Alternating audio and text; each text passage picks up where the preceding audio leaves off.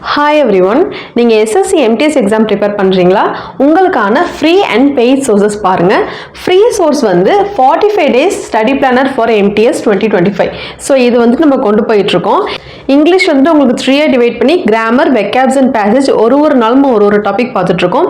எல்லாமே ப்ரீவியஸ் இயரில் கேட்ட கொஷின்ஸ் வந்து டிஸ்கஸ் பண்ணிகிட்ருக்கோம். ஆல்ரெடி 5 கிளாஸஸ் வந்து கம்ப்ளீட் பண்ணியாச்சு. இதனோட பிளேலிஸ்ட் நான் கமெண்ட் செக்ஷனில் வைக்கிறேன், செக் பண்ணிக்கோங்க.